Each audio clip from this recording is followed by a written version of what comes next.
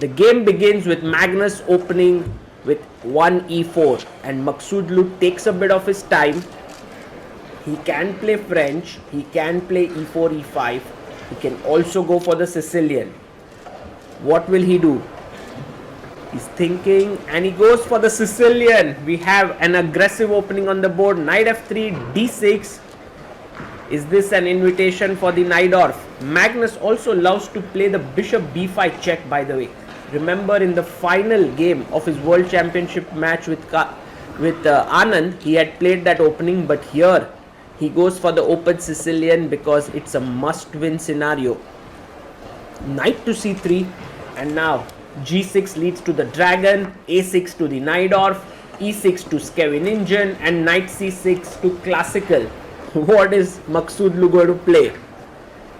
He's taking his time. He wants to play something that would throw Magnus slightly off his prep, but Magnus is well prepared in almost all of the lines.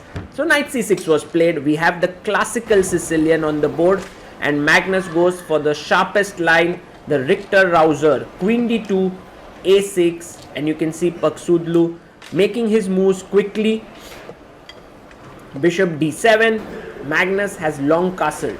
Now, one of the plans in such positions is to put your pawn on f4, but Magnus decides to go for f3, and his idea is later to go for g4.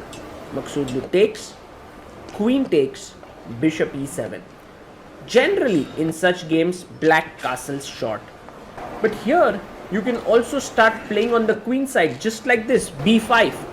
What Maksudlu is trying to do is create play on the other flank while Magnus is starting off his attack on the king side. He wants to go g4 and he wants to start pushing his pawns. But Maksudlu doesn't care. He is now threatening b4, a4, a5, a4 and so on. And Magnus goes g4. So it's a fight on both the wings. b4 played, the knight moves to e2. And now a5 comes in. So black would hope to someday go a4 and b3 and open up lines. Meanwhile, how does Magnus continue? Does he go h5, h6? Does he play somewhere e5? Not really. He plays his knight to g3. Where is the knight going from here? Is it going to f5 for some sack, or is it going to h5? Maksudlu ignores it, plays queen c7, and not only is he looking at the c2 pawn, but also is looking at that knight, and the bishop comes back. Oh, that's the idea that Magnus was looking for. He wants to play g5 and the knight cannot go to h5 because his knight controls that square. That is smart. That is very interesting decision. Rook c8 played by Maksudlu. Now, for Magnus, it's a choice between defending the pawn on c2 with rook h2.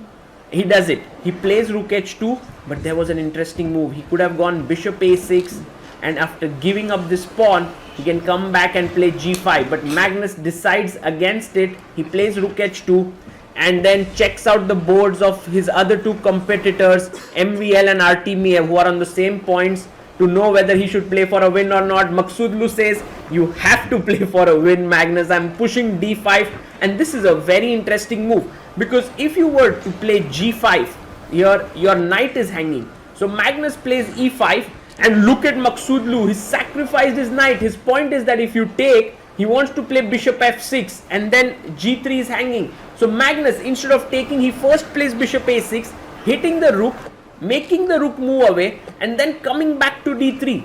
Now the bishop is looking here. The knight is still hanging, but Maksudlu is planning to ignore it. He brings his rook here because his plan is, if you take, he wants to take back, and then g3 is hanging.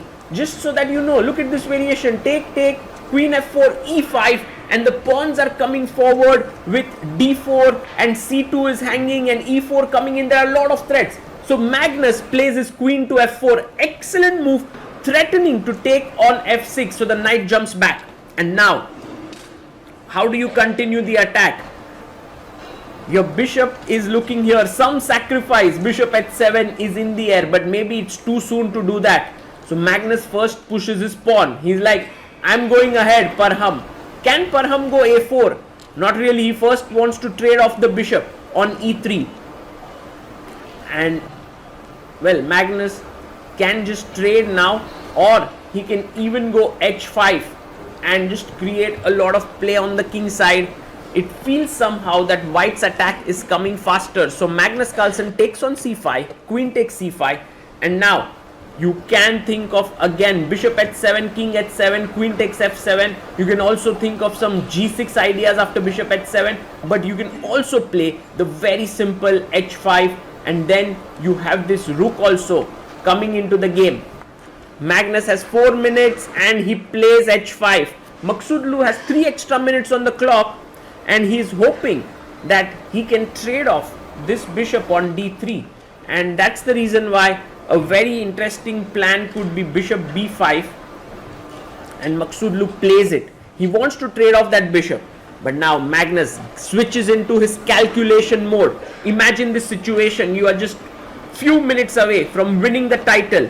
You need to sacrifice this. Bishop h7, king h7, take on f7, followed by g6 and h6. It's a bone crushing attack that Magnus Carlsen has here, but will he have the courage to do that? Online is a world title, all the prize money and everything that comes along with it. Magnus Carlsen chops off on h7. Beautiful move. The world champion is not shying away. He's taken on h7, and Parham now has to take it, because if he goes king f8, then I push my pawn to h6, and backed by the rook, the pawn is moving forward. I really love how this rook on h2 is doing multiple roles of attack and defense. King takes and Magnus gives a check. F takes g6, and this is where Magnus is calculating. There are many ways to win. One of them is to take here. If king comes up, then knight h5, followed by the rook coming here or the queen coming in. It's very powerful. But also another very interesting plan is to park your queen on f7, not letting the king escape, and that is exactly what Magnus does. Queen to f7, and now the king cannot escape out of this. It is boxed in, and the threat is h takes g6, checkmate. Magnus Carlsen knows he's very close to victory. You can see that expression there. He really knew that this is now over. He knows this is over. Maksudlu trying his best to figure a way out, but there is none. And just to show you a variation, if you take here, rook takes h5 is checkmate. Maybe the only move that makes sense is g5, but after h6, lines are opening up against the king, and this is one of the most pleasant feelings out there when you have a winning attack. You know you are winning, and your opponent is unable to find a way. Magnus Carlsen enjoying himself, while Maksudlu thinking between resignation or just making one more move to continue this suffering here. Well, he decides to push his pawn to g5. Magnus pushes h6, and there you have resignation.